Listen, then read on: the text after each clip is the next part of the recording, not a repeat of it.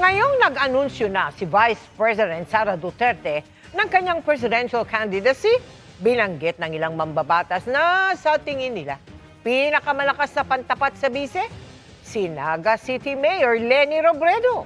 Nagkataong magkikita naman sina Robredo at Pangulong Bongbong Marcos sa Naga City. Kaya tinanong ang palasyo kung may nabubuong alyansa sa dating magkalaban sa politika. Nakatutok si Ian Cruz. Ako si Sara Duterte. Tatakbo bilang Pangulo ng Pilipinas.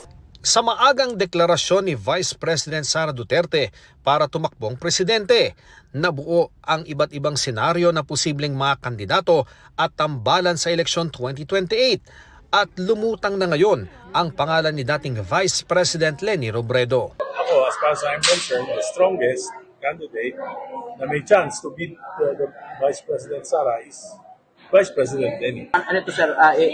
You're bent on pursuing her or convincing her talaga? Yeah, of course. She's the strongest. So, for the country, she must run. Ayon kay House Deputy Minority Leader Representative Egay Erice, wala raw kasing bahid ng korupsyon si Robredo. Si Robredo rin ang binanggit ni Senador Erwin Tulfo na pantapat kay Duterte sa eleksyon. Dapat Leni Robredo siguro at saka yung mga kasama niya sa liberal. Ngayong araw din, sinabi ng Malacanang na tiyempong magkikita sa Sabado sina Pangulong Marcos at Robredo na ngayon mayor ng Naga City, kaugnay ng Oplan kontra Baha roon. Nag-post din si Robredo na ininspeksyonan niya ang pupuntahang lugar ng Pangulo para bisitahin ang flood control efforts ng gobyerno. Tanong kay Palace Press Officer Claire Castro, may pag-uusapan pa bang iba ang Pangulo at si Robredo?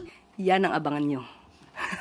Yun lang po ang ating yun lang po ang binigay na impormasyon dahil nga po ang pinasisimulan nga po ng Pangulo itong Oplan kontra Baha at isa sa mga lugar na kanyang pinatutukan ay ang Naga City.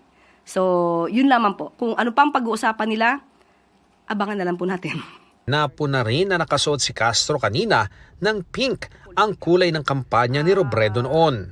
Nice. That signals na nililigawan talaga ng administrasyon si dating Vice President Leni Robredo. Ikaw naman, nagsuot lang ako ng pink pero naagad mali siya.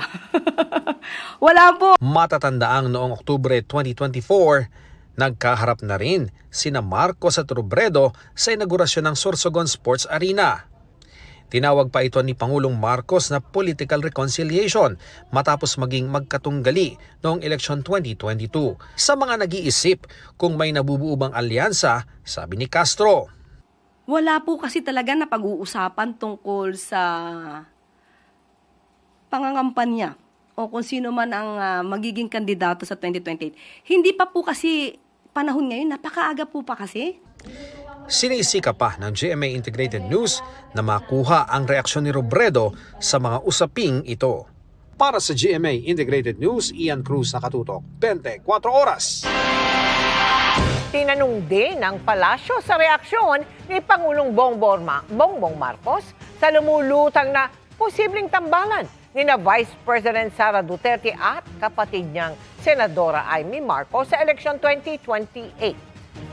So ngayon po, wala pong maaaring tugon at hindi pa po tumutugon o nagre-react ang Pangulo patungkol po dyan.